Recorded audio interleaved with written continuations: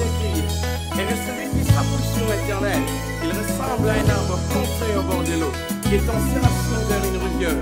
Quand la chaleur arrive, il n'a peur de rien. Ses feuillages restent toujours verts, même qu'il en ait des sécheresses, ne l'inquiète pas, il porte toujours ce fruit. Alléluia.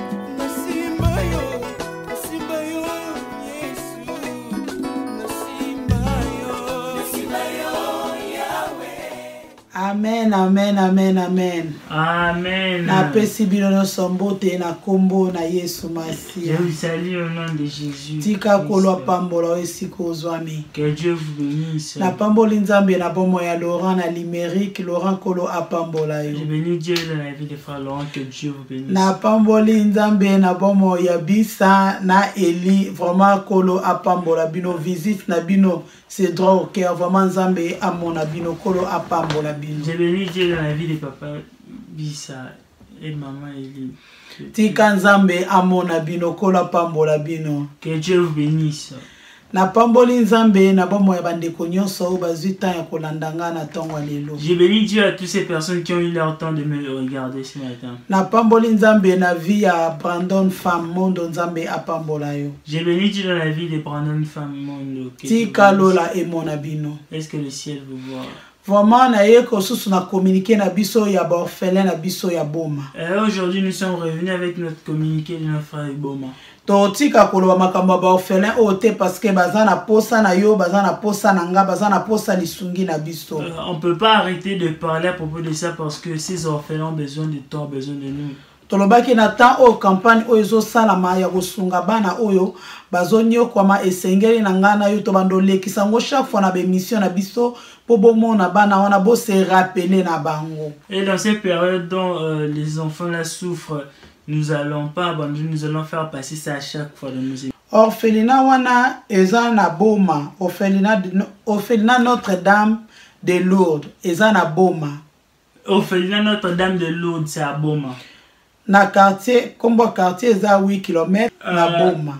Le quartier c'est 8 km, c'est le nom du quartier. Orphelinat eza derrière bâtiment administratif ya secteur ya boma.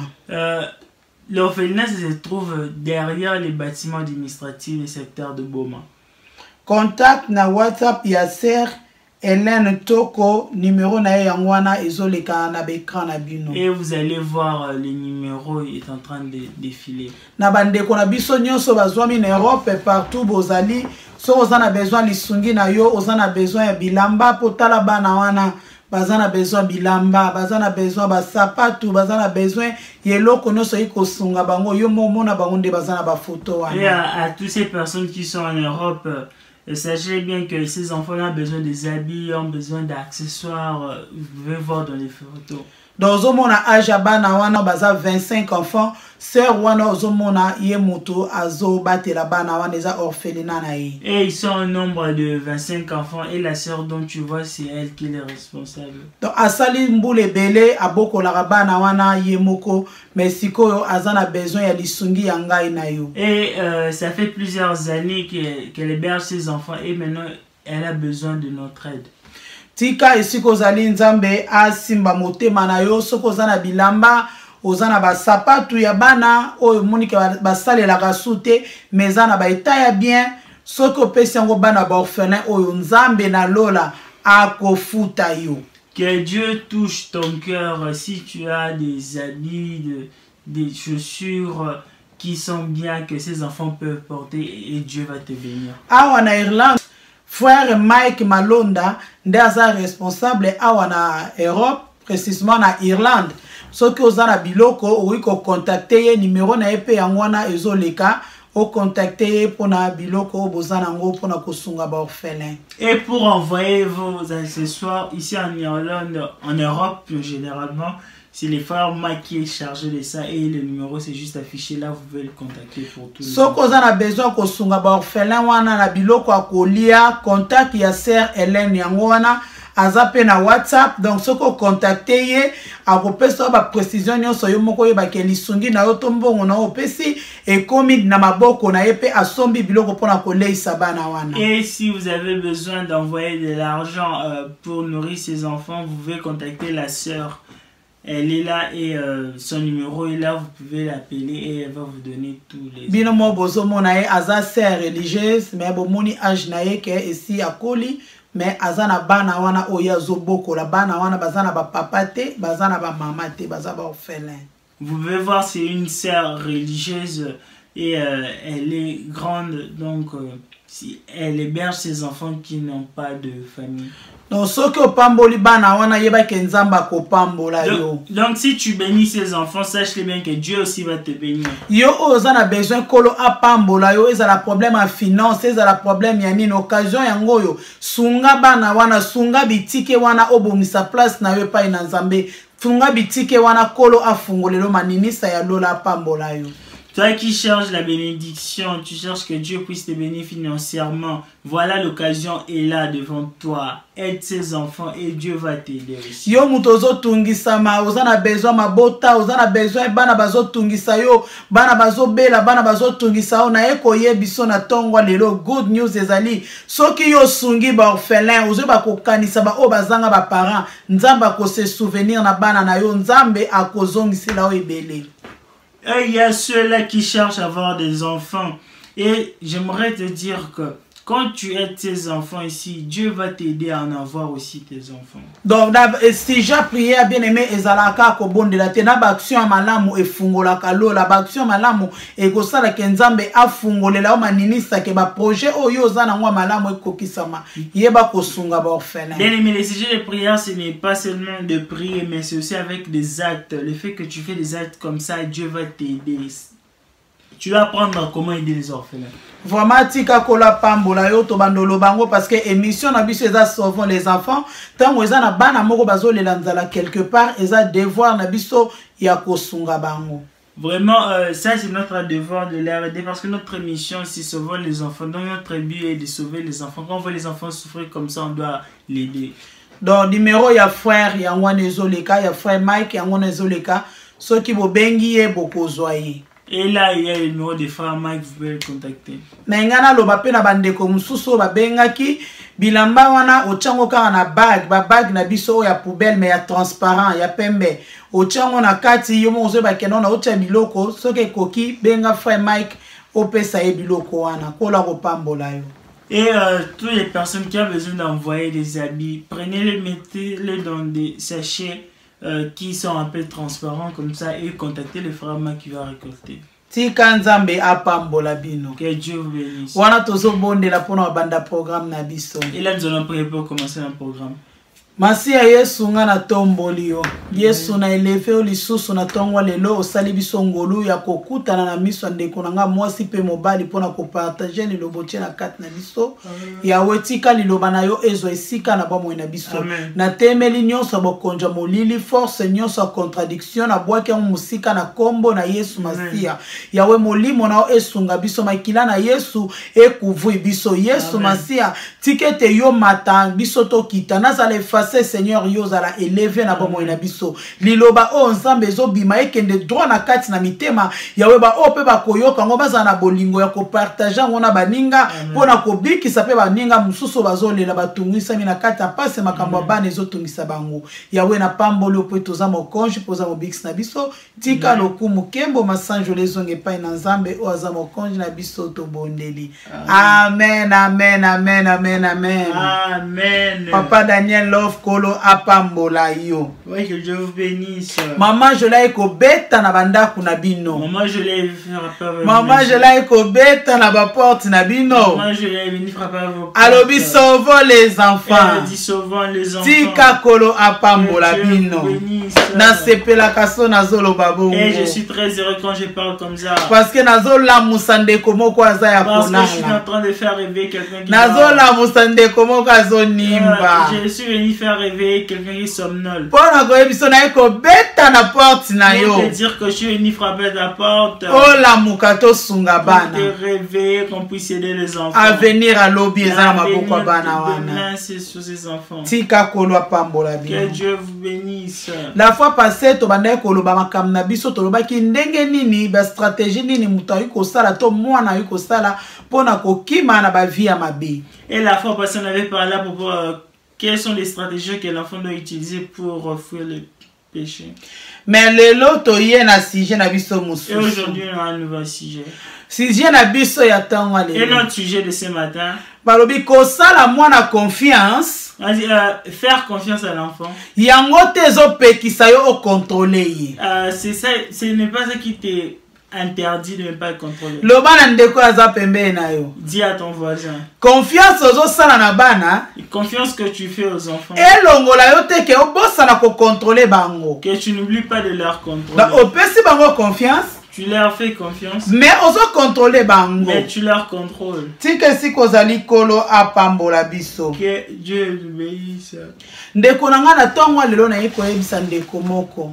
Ce matin, je suis venu parler à quelqu'un. Que okoki kolinga mwana. Vous pouvez aimer un enfant. Eza très bien kolinga bana. C'est très bien d'aimer les enfants. Eza bien ko gâter bana. C'est très bien de gâter les enfants. Eza bien ko kolisa bango nde yo moni ke fu bazala bien. C'est bien de leur héberger selon. Mais na makambu nyonso ozo sala. Mais dans toutes les choses dont tu fais. Na ekoloba na parent moko na tongo lelo. J'aimerais dire à un parent ce matin. Que yango te eboisa yo to epekisa yo lobi lokwa na za na confiance à mwana na wi ko contrôler. Que ça ne t'empêche pas de lui contrôler. Donc, et il y a des parents qui disent ça. Et tu vas dire à mon enfant, j'ai confiance. Mais confiance ne suffit pas. Contrôle les alina, il faut contrôler les alina. Confiance en il faut que le contrôle, ça soit au-dessus de la confiance. Pour permettre la moana oyeba, est-ce que la confiance yo pesi, est-ce que zotambola malamu ou zotambola malamu? Et c'est ça qui va permettre à comprendre la confiance que j'ai donnée, est-ce qui marche bien ou mal. Je devais venir dire ce matin. C'est déjà bien de faire confiance aux enfants. Mais parents ebele. Mais il y a beaucoup de parents. Ils ont des enfants qui sont déjà près de l'adolescence. Tellement ils ont la confiance, il y a moi makasi. Tellement il a trop confiance de l'enfant. Et il n'a pas le temps de reprocher. Il prend pas le temps de parler. Même pas il n'arrive pas à gronder l'enfant.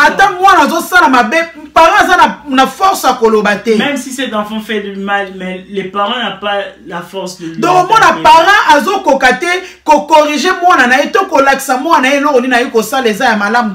et tu verras, un parent n'a pas la force de porter correction à son enfant. Donc, parents, les parents, lui, il sait déjà que c'est un enfant. Il sait ce qu'il est en train de faire. Ils savent pas ce qu'ils font. Parce que Parce que Dieu qui te l'a donné. T'a donné les capacités. Dans ta vie. Pour que tu puisses parler. Confiance et la confiance que tu fais aux enfants. La barrière pour la correction. Que ça ne soit pas une barrière pour la correction. Parce que la Bible Parce que la Bible nous dit aussi. Il nous a dit les cœurs de l'enfant. Il y a grave la folie. Mais il y a la chose qui va le faire. Mais c'est un petit. Dans Proverbe chapitre 22. Proverbe chapitre verset 15. So tangi olande omona makambo eza na kati. Verset 15, vous allez voir. Mais quand koloba ndeko mona tongo ale. J'aimerais dire à un frère ce matin. Bandeko bato balinga koka koloba na bana te. Ces personnes là qui n'arrivent pas à parler aux enfants. Ata mona zo sala mabe azo koka koloba na yete. Même quand l'enfant fait du mal, il n'arrive pas à l'interpeller. Tango yo zo koka koloba na mwana te. Et quand tu arrives pas na mabe moko bo mwana zo sala. Les mal que l'enfant est en train. Ozo koka kozongisa ye na nzela te. Pas le faire bien aimé, ça les boulots yo zo timora pona mwana wana. Bien aimé, c'est un trou que tu es en train de creuser. Parce que tant yo zo timora libulu wana. Parce que tu es en train de creuser le trou. Mutali bossa kodinda lina libulu wana. La personne est tombée. Eza yo moko kodinda na libulu wana. C'est toi. Parce que sonye kozindiso na kati ya libulu wana. Parce que la honte va te faire tomber Tant aux hommes, moi, azo tambola malamu te. Parce que quand tu vois que cet enfant est en train de... Et bandosala yo pasi. Ça te fera mal. Au moins, maman, comment bela, ton parent, comment bela. Tu verras que les parents sont malades. Azo bela pour nani. Pourquoi ils sont malades? Au moins, azo ko se comporter ma bé. Parce que les enfants se comportent mal. Maman azo ko koloba na mwana te. La maman n'arrive pas à parler à l'enfant. Papa azo ko koloba na mwana te. Papa n'arrive pas à parler à l'enfant. Des fois, comme on a ba famille mususu. Des fois, vous allez voir dans notre famille. Papa et maman, balebele bazala ba caractère mon côté. Tu verras, papa et maman n'ont pas le même caractère. Na kati na bango comme on a moko azara na moko bana bakenda pas na facilement et puis musu azara moi makasi moi dire na bana. Vous allez voir entre eux, les enfants sont trop attachés, l'autre il est dur. Mais au comment na siko o azara souple na bana azara makambo pété na bana. Mais tu verras ce qu'il y a la simplicité avec les enfants. Au moins bana bazoko s'attacher mingi pa na ye. Tu verras les enfants ça s'attachera plus. Parce que bah que papa to maman ça na faiblesse moko boye. Parce que ils savent que papa ou maman a une faiblesse. Donc modèle alinganga wi ko loba na ngai te. Parce que la façon dont elle-même elle peut pas parler sur moi. Donc au moins moi même ça qui me pas maman na ye. Et tu verras que l'enfant est en train. Ayebi que maman côté la cahier. Parce qu'il sait que maman va prendre sa garde. Ou bien moi nazo qui me pas ya papa. Ou bien l'enfant va fuir vers chez son père. Parce que papa côté la cahier. Parce que son père il est toujours. Si kana yebi sande comment on a tongwa le. Laisse-moi dire à quelqu'un. Papa na maman bangi bazala ensemble. Papa et maman doivent être ensemble. Basangisa makanisi na bango esika moko. Il a mélangé l'intelligence. Pona ko éduquer mwana. Pour éduquer l'enfant. Pona ko zongisa mwana na nzela. Et bongi papa na maman bazala esika moko. Bazala makanisi moko. Avoir les mêmes idées. Donc soki moko aboye eloko wana na mwana. Et s'il a dit non à l'enfant. Mosusu faut appuyer likambo wana. L'autre va appuyer cela. Mais ozana droit te ya kogangela muninga na misu ya mwana. Mais tu n'as pas le droit de gronder l'autre devant. Parce que tant que yo sala yango. Parce que quand tu feras ça. Eza libulo zo timona. Eza ba fleur te ozo boakela mwana. Pas de fleurs que tu. Parce que lobi mwana wana ko tombokela yo. Parce que demain cet enfant est. Bible zo senga na bisobo. La Bible nous dit ceci. La kisaba na makambo malamu. Montre aux enfants les bonnes choses. Tambu sabana selon la parole de Dieu. Conduis les enfants selon la parole de Dieu. Okomona makambo nzamba osala na vie na bango. Et tu verras ce que Dieu va faire dans leur vie. Tika kolo apambola esiko zo kanga na tongo. Laisse que Dieu vous bénisse leur. Madame soko tangela biso makomi na Nzambe na Proverbe chapitre 22 verset 6. Proverbe chapitre 22 verset 6, je le nom de Jésus. Amen. Instruis l'enfant selon la voie qu'il doit suivre. Lakisa mwana nzela oya gogi kolanda. Et quand il sera vieux, potango akoma mukolo, il ne s'en détournera pas. Akobalukela yote. Deutéronome chapitre 6 verset 6 à 7. Deutéronome chapitre 6 verset 6 à 7, je le nom de Jésus. Amen. Et ces commandements pe mibeko o na pesi que je te donne aujourd'hui seront dans ton cœur.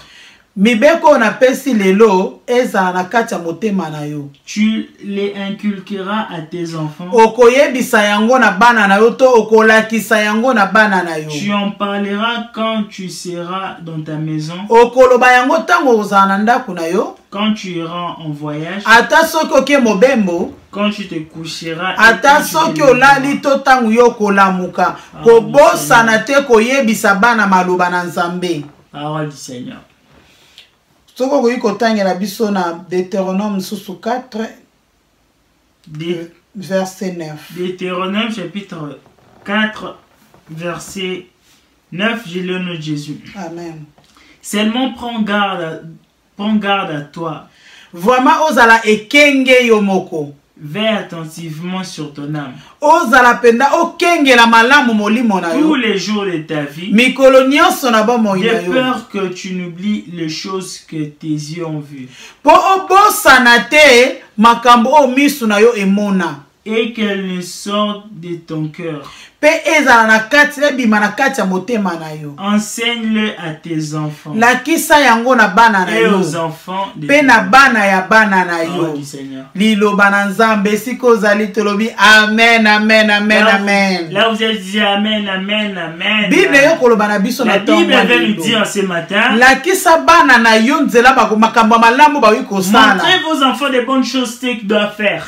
c'est pour na sima nango ntango bakokola pour qu'après quand ils seront grands batombokela yo te qui vont pas se rebeller. yango omoni na avant ntango nga nazoloba C'est pour cela avant quand j'ai parlé nalobi mwana soki ozopesa ye confiance et je me dis quand tu donnes confiance à l'enfant kobosana koédike ye n'oublie pas te de l'éduquer parce que ntango ozobosana parce que quand tu oublies de eza l'éduquer libulu oyo c'est ozotimola un trou que tu es en train de ndeko moko creuser. na ntango wa lelo sika ozwami Et mais là où tu es en ce eza matin malamu olakisa bana liloba na c'est trop bien nzambe de montrer les enfants la parole po de liloba na Dieu nzambe yango eza parce bomo que c'est la vie. toyi komona bapare ebele sikoyo Et aujourd'hui on voit plusieurs parents bakoma kolakisa bana makambo ezoleka na internet et ils montrent les enfants des choses qui passent sur internet, na bafacebook sur les Facebook, komona makambo eza futilité des choses qui sont futiles. donc amoni émission moko boye ou bien soit amoni baimage moko boye eza malamu te mwana azobenga mpena mwana ya kotala Et il verra que des images qui ne sont pas bien, mais il appelle quand même ses enfants de venir. ntango mosusu babimisi bolumba paster moko boye azobenga mwana ya kotala omoni te makambo ezoleka wa Peut-être ils ont publié l'unité d'un pasteur, mais il appelle ses enfants aussi. omona ntango mosusu mpe ntango azopartage yango na batelefone apartage yango mpe atindela yango mpe mwana Et tu ye verras quand il est en train de partager son téléphone, il a partagé aussi chez son enfant. bien aimé mpo eza mpe na bato Bien aimé, il y a aussi les gens, hein, baparent oyo baza baexpert na kotinda bamessage ya des mabe parents qui sont experts à envoyer des mauvais messages. donc message oyo eza ata na éducation na Des kati te messages qui n'ont pas d'éducation à l'intérieur. azoyeba te ke ndenge azotindela yango mwana Mais il ne sait pas quand je suis en train d'envoyer chez l'enfant. ezodétruire vie ya Ça mwana détruit la vie de l'enfant. mais oyo bible ezoloba na Mais biso la Bible nous dit ceci. balobi na biso boye La Bible nous dit makambo ya malamu oyo biso des toyebi bonnes choses que nous connaissons. liloba nzambe oyo ngai na yo toyebi Parole de Dieu que nous connaissons. tolakisa yango na bana na Montrez à biso nos enfants. tolakisa yango mpe na bana ya On bana va na le montrer bango aussi à nos petits-filles. eza fitiri ya lobi bana wana Parce que c'est les futurs de demain. lelo so ozolakisa mwana makambo ya mabe Aujourd'hui, quand tu montres l'enfant de mauvaises choses, avant akende kose comporte mabe avant libanda qu'il puisse aller se comporter mal, yo dehors, kovivre yango mais na c'est toi qui ndako vas vivre cela. parce que ozwaki tante ya Parce kobongisa que tu ye n'avais pas eu le temps de arranger. naye koloba na para moko J'aimerais dire à un azoyoka parent ngai qui me regarde. kolinga mwana eza malamu Aimer l'enfant, c'est bien. me ya malamu ya Mais koleka la plus importante, eza kotalisa mwana c'est de bonzambe montrer l'enfant le chemin de Dieu. ke para azala na kapasité ya koreproche mwana na Que ye les parents puissent avoir cette capacité de reprocher les enfants. ayeba kolakisa mwana naye keno makambo ozosala eza Qu'ils malamu puissent te montrer à l'enfant ce qu'il est en train de faire, ce n'est pas bien. toye komona yango lelo ezosalama On vient ebele de voir ça aujourd'hui, ça se fait. okomona mwana mosusu aza na age ya mokie Et tu verras l'enfant qui a un bas âge akomi koraisonne na vie ya copinage et il raisonne déjà dans la vie des copines. akoya mpe na ndako ye kobetela papa to Et mama il va venir dire à la maison. alobi nazwi copine to nazwi copain na Et il va ngai dire j'ai un copain ou copine. omona parent aza ta na eloko ya koloba na mwana Et te tu verras parent, il n'a rien à dire à l'enfant. ndeko nango oza na makambo ya koloba Mais tu as des choses à dire. par rapport ya age ya mwana Par wana rapport à l'âge de l'enfant, mwana aza na 12 ans misusu kutu plus grave ke mwana aza na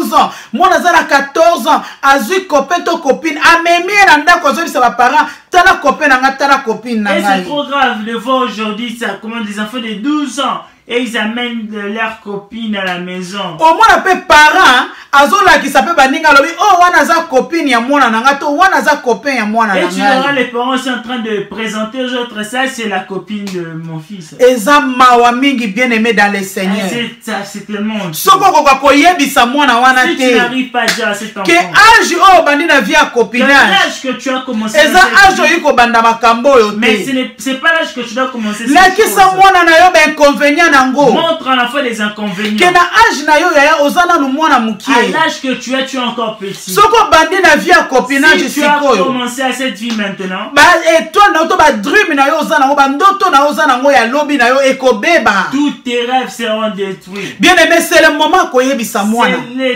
temps de dire aux omona enfants. parent azobanga koyebisa Tu mwana verras na les ye parents ont peur de dire aux enfants. azobanga koyebisa mwana ete likambo ozosala eza Et malamu il a te peur de dire à l'enfant, ce que tu es en train de faire, ce n'est pas bien. or yo oza deja Or, mokolo toi, tu es déjà grand. oza deja na Tu as expérience déjà l'expérience. ya vie ya La famille vie de famille. ya bamakambo oyo omona Des mpe choses que tu as oyo vécues, esalama na bavie ya bato qui s'est fait dans la vie de ekoki mpe autres. kosunga na éducation ya mwana na Ça yo fait aussi dans l'éducation de ton zwa enfant. mwana na ofandisa ye Prends ton enfant, mais pesa ye gravité nango yango expliquer pesa ba désavantage na ya kokota na vie amoureuse ya âge amuke. Montre-lui les désavantages d'entrer dans des relations dans les bas âges. Ndeni lozoko koloba na mwana te. Comment tu n'arrives pas à parler? Yebisa ke âge eza âge yango te. Dis-lui l'âge que tu as, ce n'est pas cela. Nano maîtriser vite. Tu n'as pas encore maîtrisé la vie.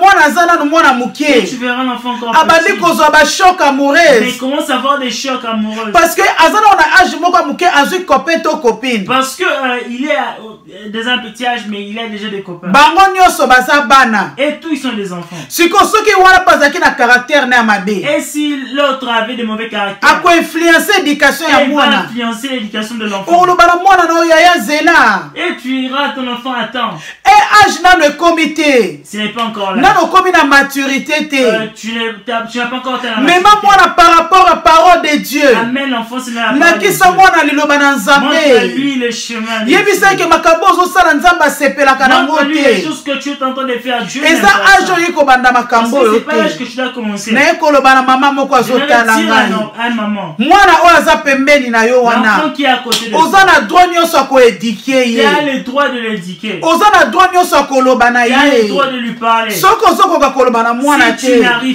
bondela Nzambe senga molimo na Nzambe akota na kati na yo fandisa mwana explike ye bapare ebele bakomi na baproblème ya koloba il y a plusieurs parents ils ont des problèmes de parler ke biso en Europe eza nango bongo nous ici en Europe c'est comme ça awa mwana kozwa na ye copain na ye na âge na ye oyo alingi les enfants peuvent avoir des copains awa kutu bakipaka na bango te ici tout le monde s'en fout mais tika nayebisa yo laisse-moi te dire nazwa mpe bakamarade ya bana ya mboka oyo biso tozali et j'avais aussi des amis comme ça omona mpenza azoloba na mwana na ye et tu verras en train de dire à les enfants ke na âge oza nango ya mokie à l'âge que tu as kokota na vie ya copinage te tala oza na besoin ozala mutu lobi tu as besoin d'être quelqu'un demain faut tanga classe il faut avancer na betide na yo tu dois étudier, tu dois avancer dans avant okota na bangagement moko boye mais okomona biso oyo tozaka biso baafricain biso oyo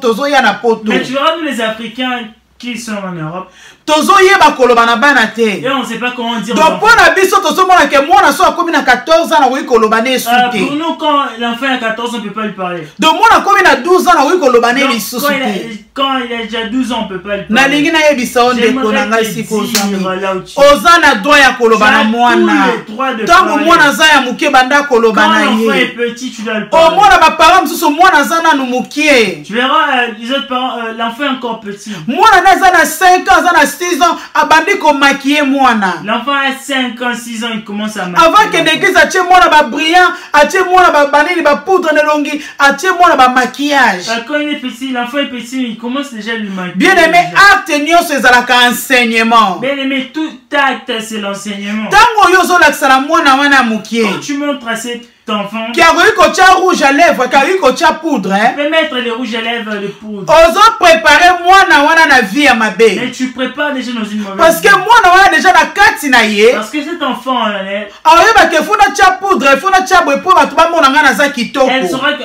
je dois mettre de poudre pour que les gens puissent siko banani wana bakomona aza kitoko et qui vont le voir bana mibali ce sont les garçons eloko nini ozokoenseigner na mwana qu'est-ce que tu enseignes ozomema mwana no na nzela mabe tu amènes l'enfant dans le mauvais maman kozwa mwana na ye mwana alatisi mwana otali modèle alatisi mwana et tu verras une maman la façon dont elle a habillé son enfant mais omona mwana aza ya âge ya mokie mais tu verras que l'enfant est maman azolatisa mwana déjà on dirait grande fille mais une maman habille sa fille on dirait bien aimé eza bien olatisa mwana po sepeli na accoutrement wana mais c'est bien d'habiller l'enfant mais derrière accoutrement eza na message derrière l'accoutrement il y a un message nini ozopesa na mwana wana que tu donnes ozolakisa ye nini mpo na lobi tu montres pour demain naye koloba na parent moko dire à un parent yo lingaka baloba na mwana te toi qui n'aimes pas qu'on puisse parler pour les enfants soki papa reproche mwana yo siliki si papa reproche les enfants soki mama reproche reproche mwana yo siliki. Si maman reproche les enfants, toi tu t'énerves. Mwana wana zoyeba ke mama lingaka baloba na ye te. Mais cet enfant-là sait que maman n'aime pas. Papa lingaka baloba na ye te. Papa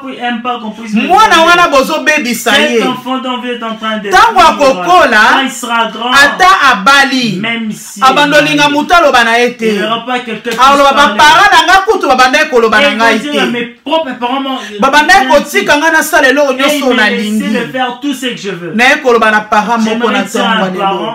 Tana biso eza mokie. Notre temps. Mais na yebi ke toko continuer. Mais parce que Bible ezoloba na biso awa. La Bible nous dit. Balobi na biso lakisa bana makambo ya malamu. Il montre les enfants les bonnes choses. Lakisa bana liloba nzambe. Montre les enfants la parole. Ata o voyage oza mosika. Benga mwana solola na liloba na nzambe. Yeba journée ya mwana eleki ndenge nini. Savoir sa journée comment c'était. Yeba ke azo sala nini. Et tu vas savoir qu'est-ce qu'il est en train de faire. Yeba idée ya mwana lobe aza na besoin sala nini. Tu vas savoir l'idée de l'enfant, qu'est-ce qu'il a besoin de faire. Bien aimé kozongisa mwana na nzela. Tu vas le faire. Na ndenge ya liloba na nzambe. Po Bible lobi na biso na proverbe. Balobi mwana oyo ozolakisa ye makambo malamu te. L'enfant dont tu le lobi akotombokela yo. Demain il va se. Yango ozomona bana bakomi ko manquer ba parents respect. C'est pour cela les enfants sont en train de manquer. Parce que parents ozwaki temps ko reprocher mwana te tango aza mokie. Parce que les parents n'avaient pas eu le temps de reprocher l'enfant quand il était petit. Mwana aza nanu mokie. L'enfant encore. Soki mama lobi na ye mwana pena bina mama kanga munoko. Si sa mère est en train de lui parler, tu vois, il au moins maman pas sali sourire à seki. Et tu verras la maman aussi faire. Ole ayebisa na mwana ke à la place de dire à l'enfant. Na âge no iko loba na munoko na mukolo kanga munoko te. Je vais pas dire à un grand de ses frères. Mais au moins maman seki. Mais tu verras à la maman. Mwana wana kosuki songa na mama te. Et cet enfant va pas. Akomema ngona papa. Et il va mélanger. Akomema ngo libanda. Akomema ngona bandeko na ye. Abando kangisa batu munoko. Bien aimé cette éducation malamu tozo pesa na mwana.